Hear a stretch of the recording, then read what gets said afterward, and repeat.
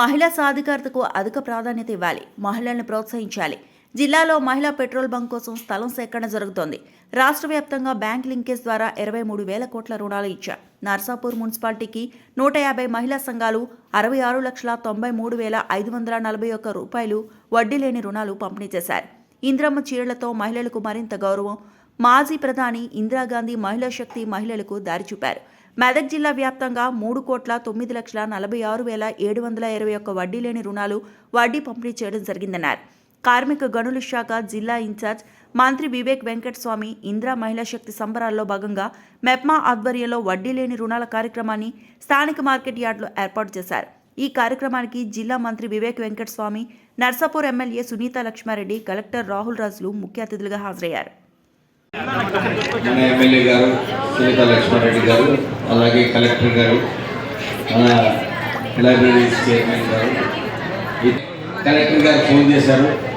మీరు వస్తారా సార్ అంటే నేను సరైన వస్తాను, నాకేమో 3 గంటలు అవుతుంది అన్నారు. కానీ నాకు ఇక్కడ రావడానికి 4:30 గంటలు పట్టింది. చెన్నూరు నుంచి చాలా రష్ ఉండే వాళ్ళ ఎందుకో ఆల్రెడీ అని చాలామంది హైదరాబాద్ పోతున్నారట. తర్వాత మా దగ్గర కూడా చీరల పంపిణీ కార్యక్రమం ఉండే, వడ్డీ లేని రుణాల ప్రోగ్రాం ఉండే.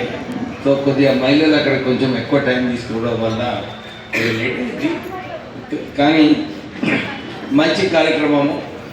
ఇప్పుడే మన సునీత లక్ష్మారెడ్డి గారు చెప్పినట్టు వారు కూడా అప్పుడు వైఎస్ రాజశేఖర రెడ్డి గారు మొదలు సెల్ఫ్ హెల్ప్ గ్రూప్స్ మన రాష్ట్రంలో వీళ్ళందరినీ కూడా ప్రోత్సహించాలని చెప్పి అప్పుడు రాజశేఖర రెడ్డి గారు పావలా వడ్డీ స్కీమ్ అప్పుడు ప్రారంభం చేయడం జరిగింది. మళ్ళీ కాంగ్రెస్ ప్రభుత్వం వచ్చిన తర్వాత మహిళలను ప్రోత్సహించాలని చెప్పి ఈ కాంగ్రెస్ గవర్నమెంట్ పనిచేస్తుంది.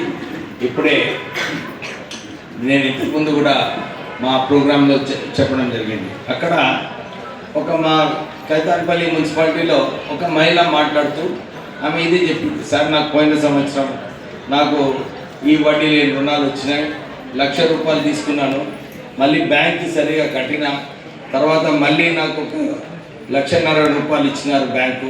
నేను మంచిగా బిజినెస్ చేసుకుంటున్నాను సార్, నేను మంచిర్యాల పోవాల్సి వస్తుంది. నాకు ఇంతకుముందు 3,000 రూపాయలు బస్ ఛార్జ్లు అవుతుండే, కానీ ఇప్పుడు బస్ ఫ్రీ ట్రావెల్ స్కీమ్ ఏదైతే ఈ రాష్ట్రంలో ఉందో దానివల్ల నేను 3,000 రూపాయలు మిగులుతున్నాయి నాకు. సో ఈ మంచి స్కీము మహిళలకు ఉందని చెప్పి వాళ్ళు చెప్పడం జరిగింది. సో మనం మహిళా శక్తి, మనము ఇక్కడ కూడా ఈ మెదక్ ఎప్పుడు స్టార్ట్ చేస్తున్నారు, కలెక్టర్ ల్యాండ్ ఐడెంటిఫై చేస్తున్నారు. అన్ని చోట్ల కూడా తెలంగాణ వ్యాప్తంగా అన్ని నియోజకవర్గాలలో అందరికీ మహిళా గ్రూప్స్కి ఒక పెట్రోల్ బంక్ అలాట్ చేస్తారు. మీరు కూడా మంచిగా బిజినెస్ చేసుకొని ఆ పెట్రోల్ బంక్ సక్సెస్ఫుల్ అయితే ఇంకొక మండలాన్ని కూడా ఇంకొక పెట్రోల్ బంక్ ఇచ్చే అవకాశం ఉంటుంది. ఇద్దామా ఇంకొక పెట్రోల్ బంక్ ఇవ్వచ్చు కదా. సో ప్లీజ్ కాన్స్టిట్యున్సీలో తొందరగా ప్రభుత్వం మొన్న ఈ 1 ఇయర్లోనే మహిళా గ్రూప్స్కి ఇప్పటి వరకు 23,000 కోట్ల బ్యాంక్ లింకేజ్ కల్పించడం జరిగింది. అంటే మహిళలు వారు వ్యాపారం చేసుకోవాలనుకుంటే, వాళ్ళ కాళ్ళ మీద నిలబడాలనుకుంటే ఈ బ్యాంక్ లింకేజ్ కూడా రాష్ట్ర ప్రభుత్వం మీకోసము ఈ ఫెసిలిటీ చేయడం జరిగింది.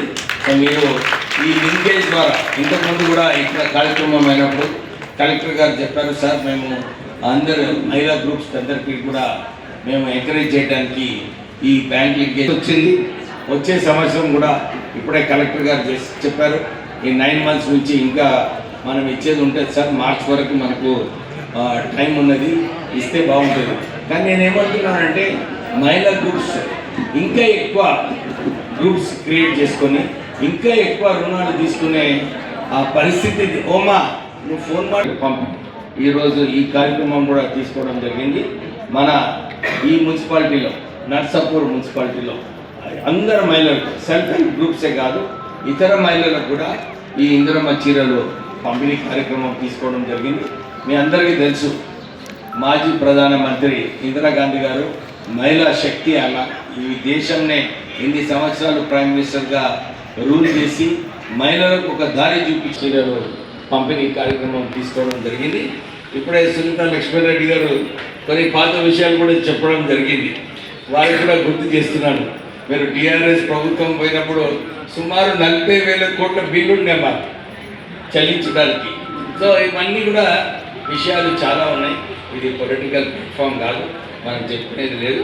కానీ ఈరోజు మీరు ఇంతసేపు వెయిట్ చేస్తున్నందుకు మళ్ళొకసారి మీకు క్షమాపణ చెప్తూ ఈ కార్యక్రమం తొందరగా ముగిస్తే బాగుంటుందని చెప్పి కోరుతూ ముగిస్తున్నాను. మరిన్ని అప్డేట్స్ కోసం మా ఛానల్ని సబ్స్క్రైబ్ చేయండి.